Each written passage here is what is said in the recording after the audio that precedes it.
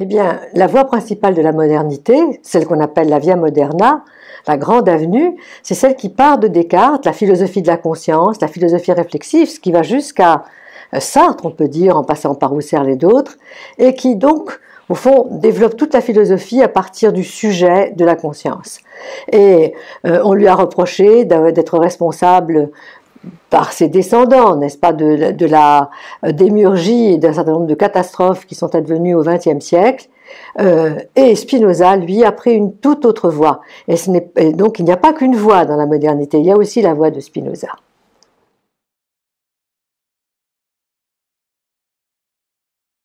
Certains pensent que Spinoza n'est pas original, qu'il est soit prémoderne, soit un épigone de Descartes. Mais tous les travaux récents accomplis sur sa philosophie prouvent qu'il n'en est rien parce que, au fond, sur un certain nombre de thèmes fondamentaux aujourd'hui, Dieu, la nature, l'homme et les humains et leurs passions, leurs affects, ou la politique, Spinoza, en fait, a développé une thématique absolument nouvelle.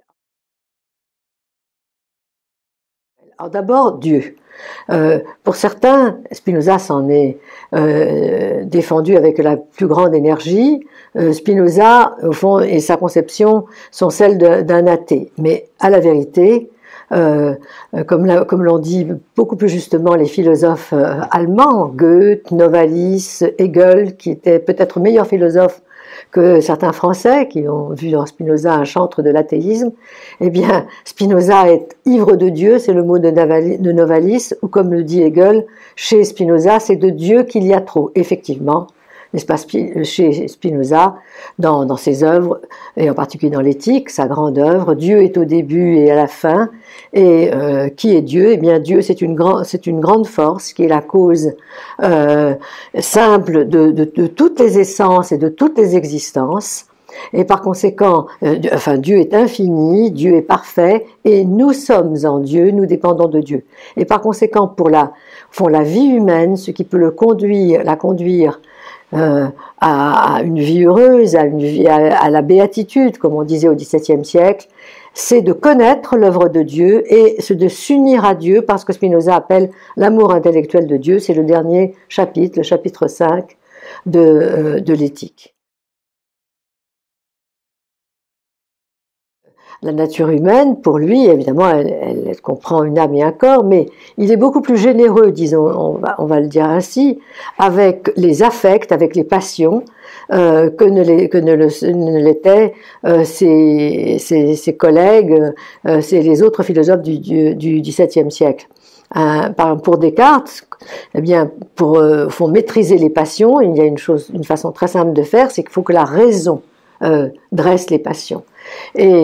Or, Spinoza, lui, a une toute autre approche. Il estime que le désir est l'essence de l'homme, que donc les passions, les affects, comme il le rebaptise, sont toujours là, malgré qu'on en ait, et quoi qu'on veuille, et que le discours, un discours même rationnel, n'est-ce pas, ou moral, n'a pas d'effet, par exemple, sur une addiction. On ne peut pas vaincre une passion comme ça. Comment alors on peut vaincre une passion? Et pourquoi on ne peut pas la vaincre comme ça? On ne peut pas la vaincre comme ça, tout simplement parce que les affects sont des jeux de pouvoir, des jeux d'énergie.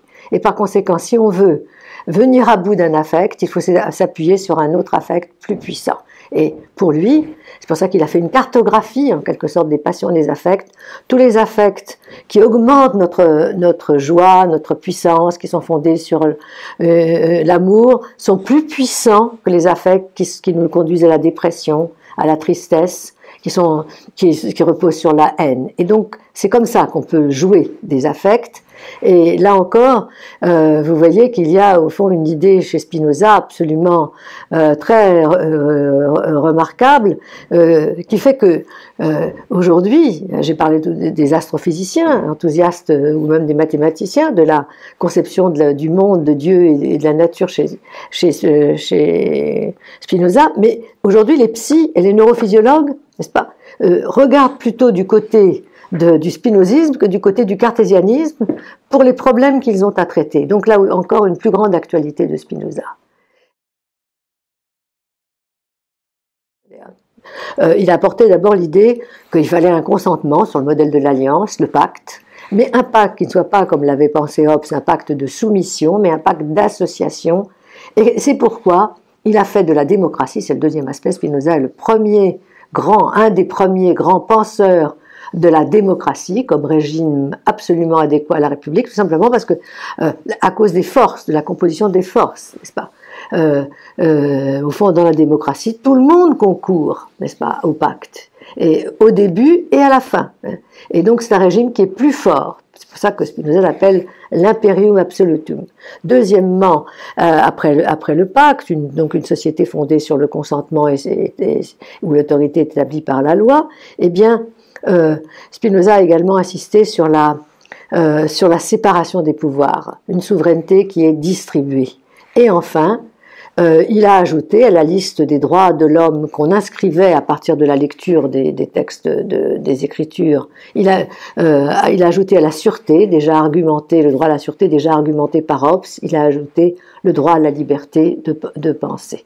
C'est un droit très important, évidemment, dans la Hollande multiconfessionnelle du XVIIe siècle, où certains arminiens qui étaient au pouvoir, certains protestants qui étaient au pouvoir, les gomaristes, ne voulaient par exemple ne donner aucun droit ni aux catholiques, ni aux juifs, ni aux musulmans, ni à personne, n'est-ce pas? Mais Spinoza a dit non.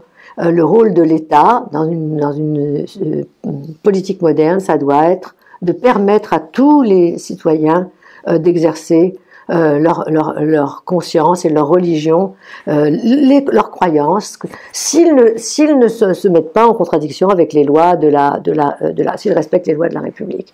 Bon, vous voyez, ça c'est une très grande modernité, une très grande actualité. D'ailleurs, ce qui était remarquable chez Spinoza, c'est qu'il disait, c'est vrai même pour les Japonais, parce que les Hollandais s'intéressaient aux Japonais, donc pour toutes les religions.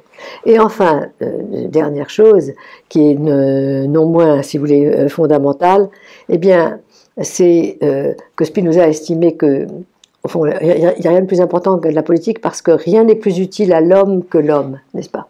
Et par conséquent, on ne peut développer les sciences, on ne peut développer l'éthique, la vie bonne, que dans une république libérale.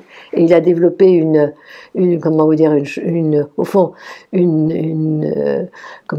un consentement à une morale ouverte. Il a fait l'apologie, comme on le voit dans les tableaux de Vermeer, de la vie de société, de la musique, de la parure, n'est-ce pas, de tout ce qui rend la vie agréable et la rend plus heureuse. C'est pour ça que moi, à mes étudiants, je disais toujours que la meilleure illustration de la morale de Spinoza, c'est la